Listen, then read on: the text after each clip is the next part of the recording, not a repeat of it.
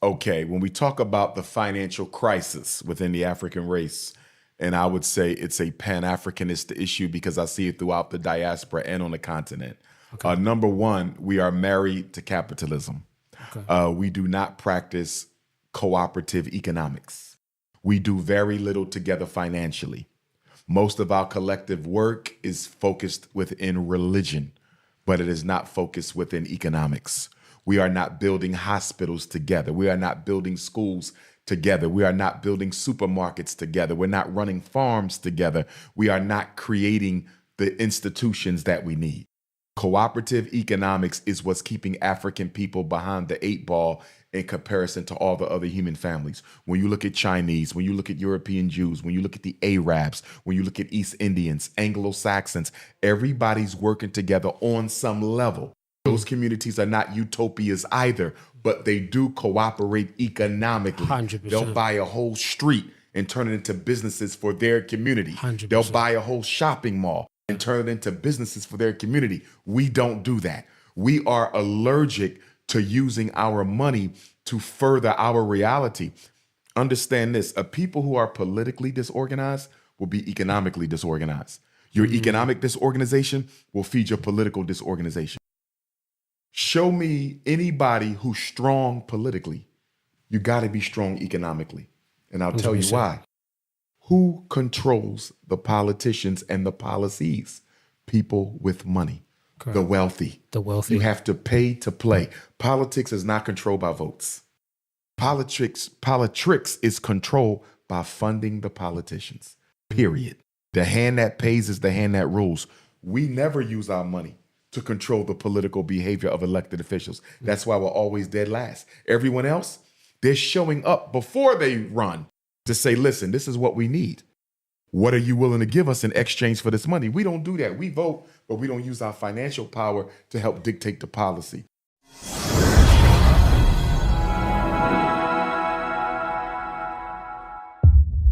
Hello brothers and sisters, ladies and gentlemen, welcome back to another episode of my YouTube channel. This is Awakened Africa and I'm your host Bemu. So this is going to be a very educational video specifically for the black community on matters financial, the financial crisis in our African or black race. And credits of this video are to the great speaker Dr. Umar Johnson and to the podcast Black Wealth Connect podcast. And I hope we're going to learn so many things from this video. So I know you have a lot of questions, and some of these questions you have been asking yourself is, why is it that black people, they tend to be the last race in terms of finances? Like we have a lot of poverty in our community. When you go to the Africans in diaspora, when you come back to Africa, there's a lot of poverty. We don't have we don't have a solid foundation in matters financial literacy, financial education, in matters banking system, business, and everything that touches on finance. We don't have a solid foundation. And you might be asking yourself, why is it all this? Then if you have such kind of questions, I'll ask you to stick to this video up to the very end, because Speaker Dr. Umar Johnson is going to be giving some of these problems that we have in our community. And as we keep on watching this video, I'll come back with my commentary, share some of the few things that I have also learned from that video. But guys, if this is the kind of content that you really like and enjoy watching, then consider subscribing. Give this video a thumbs up so that the YouTube algorithm can be very favorable to me and this video can be pushed to so many people. Remember, don't forget to share so that we can all get enlightened, because this is Awakened Africa, and I hope that each and every one of us gets awakened. The black community always give this video a thumbs up, of course. Don't forget to leave a comment, and remember to turn on post notifications, that every time I post a new video, you'll be the first person to get notified about it. Now folks, let us get straight into it. So we got to get into cooperative economics. There's no way African people are going to catch up in this race for global domination without practicing cooperative economics. Second, there is no redistribution of African wealth within the African community. That's the problem. Our money circulates once, maybe twice, before it goes into another community. Look at the Chinese dollar or whatever their currency is called, the yen or what have you. Chinese currency circulates about 20 times before it leaves. European Jews, 30 times before it leaves. Anglo-Saxons, 7 times before it leaves. Africans once. You have to circulate the dollar. We don't circulate our currency. Can I ask you, but where did that come from? Because like, obviously, like if you just look at other communities, as you've mentioned, they have so much stability. Like I'll give you an example. I've been in banking for about 10 years now, okay? And in banking, what I see a lot of, for example, if I have to say, let's use the Indians as an example, right? So they have a system in place. So if in order for you to buy a house in Australia, what they do is a lot of them have brokers that are within their community. They have, finance, credit people that are within their community. Infrastructure. So infrastructure. So everything that goes through to the point where they actually physically own the house goes to their system. So I just want to know, like, what is it with us? Like, where did this actually start from, this behavior of like separation? Because that's just something I just have never been able to fully understand. The thing that keeps all the other human families together, races, if you would, is the fact that they have a cultural commitment that was beat out of us. They're proud to be who they are, and they want to see their group win. We are not proud of who we are, and we don't want to see African people win. Take Australia, take the UK, take the US. Tribalism is disintegrating any type of an economic united front that we could build for ourselves. South Sudanese over here, Ethiopian over here, Eritrea, Somali, Congolese, Ghanaian. You can't win like that. You gotta have a united front. Now, granted, the other groups may not all work together in unison from nation to nation, but they work together enough to not be in conflict with each other. In other words, the Koreans may do their own thing separate from the Chinese, but the Koreans are not conflicting with the Chinese, because although we may have our own issues with each other, we see a greater Asian agenda here, and we are not going to step on each other's toes. The Arab groups don't all get along, but guess what? They're not going to step on each other's toes and let the blacks win or let the Indians win. There is still a collective responsibility to look out for the race. Even if they practice in tribalism, we don't do that. We will destroy everybody else to only focus on our own in-group. And then even with our in-groups, we will split that and tribalize that even further. So even the community of one will end up being a community of 30, separated by petty differences. Until African people hate dysfunction and racism more than we hate each other, we'll never get free. Our economic reality is an outward manifestation of our psychological devastation. You'll never fix Black economics if you don't fix Black identity. The reason Chinese shop Chinese, they proud to be Chinese. We are often looking for what? Acceptance by other people, and we are looking to integrate in other people's reality. So we intentionally shop non-Black. We intentionally shop anti-African. I want to spend my money with the Caucasian Australians because in shopping with the Caucasian Australians, I'm giving myself an artificial sense of belonging to them. So this behavior of stepping on each other's toes and doing all this, what do you think the ultimate solution is in order for us to be able to get to a point where we, where we can manage to work with each other? I know you touched on it a bit, and I don't want to make you repeat yourself, but I just want you to really go into as much detail as you can, because it's something that, it's very important that we hear this message. If I'm in Australia and we've had this conversation at Victoria University, we had it yesterday in Queensland with the Biafra family. The first thing we need to do in Australia is we need to have an Australian African Union, our own African Union. Find the appropriate representatives from every African nationality in this country and create an Australian African Union. Once a month, we're going to sit down and talk about the business of being African together and what we can do together. So for example, earlier, Brother McGang said that we don't have our own community center. That's unacceptable. That's So unacceptable. the first project of the Australian African Union, AAU, is to put our money together, do some fundraising, and let's purchase an all-African community center for all of us. So if the Somalis need to celebrate their Independence Day, they got the space to do it. The Congolese family need to celebrate their Independence Day, they got the space to do it. The Ethiopians need to celebrate Ethiopian New Year in September, they have their space to do it. Space, yeah. Come on. Yeah, is this a global issue? Like, I It's know a you've global traveled. issue. Oh, it's everywhere. I ain't been nowhere on earth where there's not petty differences. When I go to South Africa, and I love South Africa, can't wait to go back.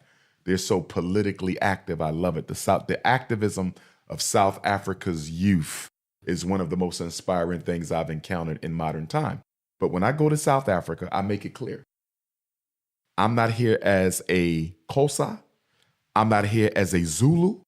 I'm not here as a Swazi. I'm not here as a Khoi. If y'all working with Dr. Umar, we are here as Africans. When I'm in Nigeria, I'm not here as Igbo. I'm not here as Yoruba. I'm not here as Hausa, Fulani. I'm here as African. African, that's it, yeah. Point. In the Caribbean, same thing. Yeah. In the States, same thing. We are a race, as the Honorable Marcus Messiah Garvey said, that are cursed with petty differences. We hate each other more than we hate what's done to us. One of the reasons I would very much love to get in contact with the Sahel Alliance, President Ibrahim Traoré of Burkina Faso and the others of Niger and Mali, is we need to create an African mental health delivery service system in Africa. One of the biggest concerns I have with the African continent, even as someone who practices African spirituality, is the fact that in Africa, mental health is not taken as seriously as it should be. Our brothers and sisters on the continent are hurting. Every time I go to Africa, I try to hold some kind of a talk or seminar on mental health. You got war trauma, you got domestic trauma. In East Africa, we have, the sexual abuse of our women, how they get in their, private areas vandalized, if you would. So there's so much that's being done to African people in Africa, and they have no way to process it. And the African heads of state aren't taking it seriously. They're not taking it serious now. One thing I would love to do, two things I would love to do for Africa. Number one is be a part of a continent-wide United States of Africa educational machine that's going to reinvent education for our children so we can take over the world the way the Chinese did. That's one. Number two, I want to be part of a continent-wide United States of Africa mental health machine where we create a service delivery model to meet the needs of our people. Because one day we're going to have to fight white supremacy. We don't go back to being who we are without armed struggle. That ain't the first stage of revolution, though. It's the final. But you're going to have an armed struggle. How can we win a struggle against our oppressors where most of our people are spiritually and psychologically broken? Yeah, damaged, yeah. You understand? 100%. A house divided against itself cannot stand. Until we heal the minds and spirits of African people, we will not be able to heal African people. And that's why education and mental health are two of the most critical things that we can address. We are so quick to go to the nation building, so quick to go to the war, the military. Time out. Deal with the spirits and mind of our children and our people. Because if you don't heal the spirit, the soul, the mind, and if you don't properly educate that mind, what are we fighting for? What are we fighting? Exactly. You mentioned something about the education system, just switching gears a bit. Like, I know that I watched a lot of your interviews, and you always talk about how the education system needs a lot more work towards it, right? So I just want to get your perspective on like the education system itself. Like even me growing up, like when I went through my schooling, I didn't even learn anything about financial literacy. There was nothing I learned in all the time I was at school. It's only when you leave school and then, for example, you go out and take your first finance on your, like you take out a loan for your vehicle, or you start taking out credit cards, and then your credit file starts to get damaged, or your credit report. That's when you start to actually realize, oh, okay, you're going to go buy a house, for example, and then now you can't buy a house because the bank's declined you. So all these lessons and all these things that we learn, only come at very hard periods of our time when we're trying to build our lives. The education system never taught me that. What is your perspective on the education system, and how do you think that we can improve that, especially for the African community, in order for us to learn more about financial literacy and things that are important to us? This is a very timely question, because yesterday I read on one of my news streams that Sean Carter, Jay-Z, is partnering with the Wharton School of Business, based in Philadelphia, the University of Pennsylvania. That's one of the elite universities. He's partnering with the Wharton School of Business to bring a financial literacy course to the HBCUs in America, which is a power move, right? Because from what I read, Mr. Carter plans to give every HBCU student, historically Black college and university, access to financial literacy. If he does that, I will have to stand and applaud him, because that is something that is missing from our community. And for him to target the HBCUs to do that, that is a very, very worthy thing of him to do. Are you able to say what the HBCs? Historically So we don't have Black college and university. Okay, we don't so have that. these are the institutions of higher learning in America. Okay, got it. That were built either during slavery or immediately thereafter to prepare our ancestors on how to succeed in a racist, competitive America, having just come out of slavery. Wow. Right? Okay. And so for Jay-Z to do that, I think it's powerful. Now, if he were to ask me, is it the most powerful thing he could do? I would say no. The most powerful thing you could do is build a Black college based on financial literacy, right? But I love where he's starting, and I want to give credit where credit is due. To your question, the Rockefeller Foundation. The Rockefeller Foundation created a board of education. You want to research this. The Rockefeller Board of Education. Why would an oil company be interested in having their own board of education? Because they decided that in order to control the society 100%. And remain the giants of capitalism, they had to control what children were taught in school. 100%. And so the Rockefeller Board of Education financed public school districts around America to make sure they did not teach financial literacy. They said if the children learned financial literacy, they would be able to rival us for power. So we have to deliberately keep the children dumb through public education. And I'm paraphrasing, but we have to deliberately keep the children dumb through public education to make sure they never learn what we learn, the laws of money. And that's why even in elite public high schools, Australia, America, UK, elsewhere, very seldom do they teach the laws of money and finance. That was deliberately kept out to protect the monopoly of the power holders.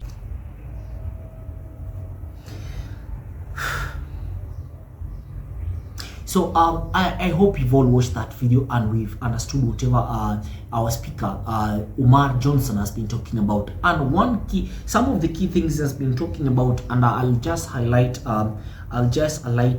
of them. He said that Africans, or the Black community, is married to capitalism, right?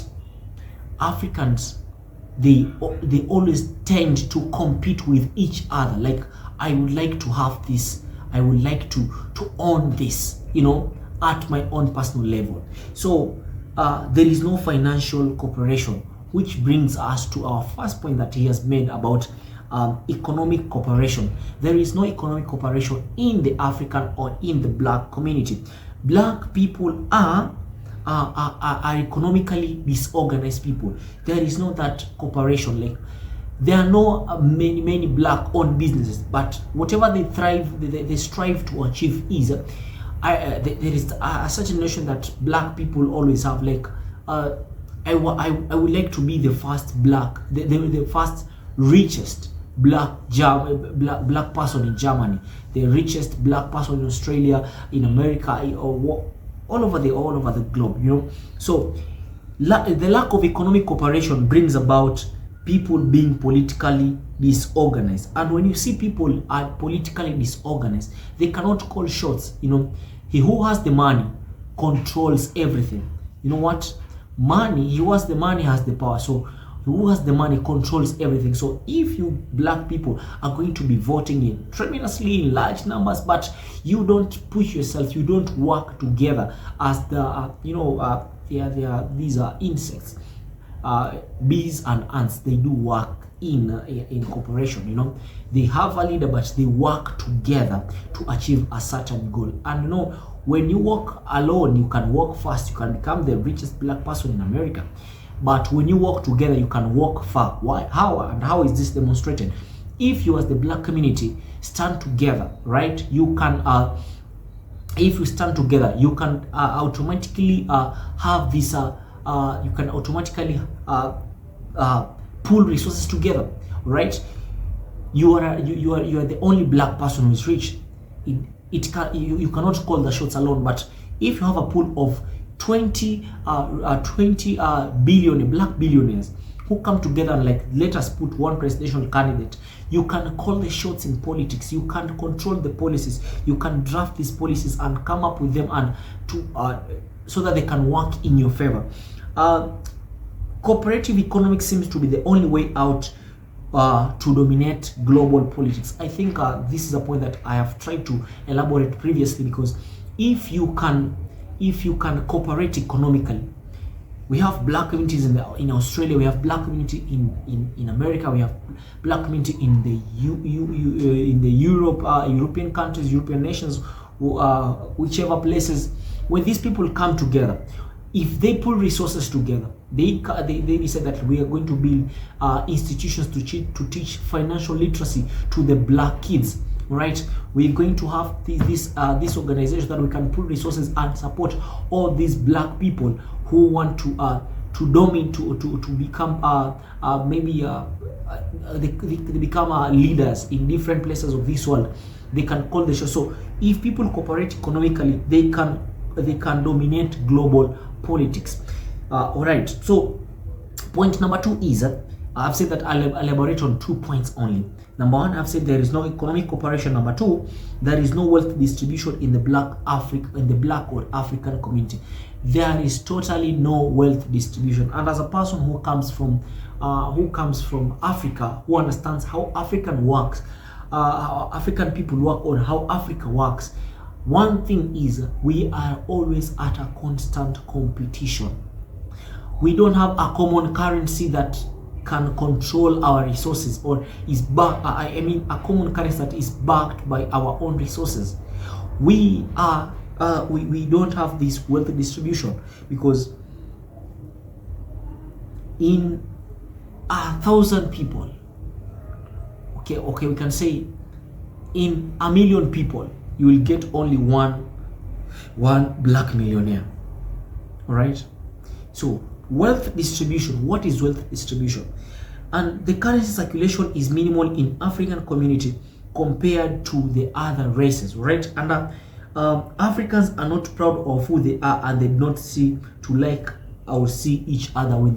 That's why I've said you'll find out that in 1 million people there is only 1 black millionaire, right?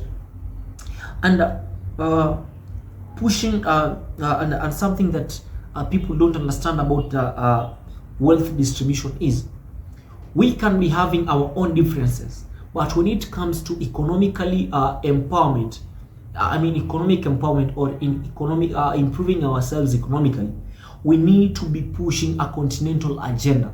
Just like the other races, you have the Anglo-Saxon, you have Asians, Europeans, Arab, Jews. These people, they might be having their own problems, but when it comes to economically, you'll never see these people fighting each other, right? Just go to the Asian nations. We have Philippines, we have Sri Lanka, we have South Korea, we have what can we call this? We have China, we have Korea, South and North. We have so many nations. So you will find out that these Asian nations, they do work together to achieve a certain goal. All right, and they as much as they may not work as a group, but in their respective races, they do not conflict each other, which brings about the point of pushing a continental agenda. You'll see their allies, they have their own union. You know, one problem by Dr. Umar has failed to mention in this interview is We have an African Union back in Africa, but the problem with the African Union that we have, it is controlled by the Europeans, and it's not funny, but it's kind of hilarious, because how can you have an African Union, a union for black people, but it is being controlled by white people? We cannot push a continental agenda. We always want other races or other people to back us up. You'll find out that there are some nations that they didn't want to be controlled by the dollar. So what they decided to do, they decided to build BRICS. BRICS, there is Brazil, there is Russia, there is India, there is China and South Africa. We have a single African nation there. It doesn't call the shots. China is an economic giant. Russia is a military giant. Right? India is an industrial giant. Right? So when Brazil itself is an economic giant back in South America. So when you have such things that we cannot push our own self-continental agenda as black people, it will always put us in a financial crisis. And black economic will be great if they accept their identity. If you accept yourself the way you are, if you accept your identity, then you're going to accept your brother or your sister, and you're going to bring your brother, you bring your sister, you can work together and achieve black excellence. Right, people? We've come to the end of this video, and if you've reached here, then kindly consider giving this video a thumbs up, and big up to yourself, by the way. Thank you for watching this video. It is my great hope that you've learned something from this video, and I really ask you, if this is the kind of content that you really like and you really enjoy, then consider subscribing. Take me to 1,000 subscribers first, right? Make sure that this channel grows and we can all become a family and a community, and make sure that we enlighten our brothers and sisters. Don't forget to like, don't forget to share, turn on post notifications, that every time I post a new video, you'll be the first person to get notified about it. I hope to see you in my next video, but right about now, let me say bye bye, peace out.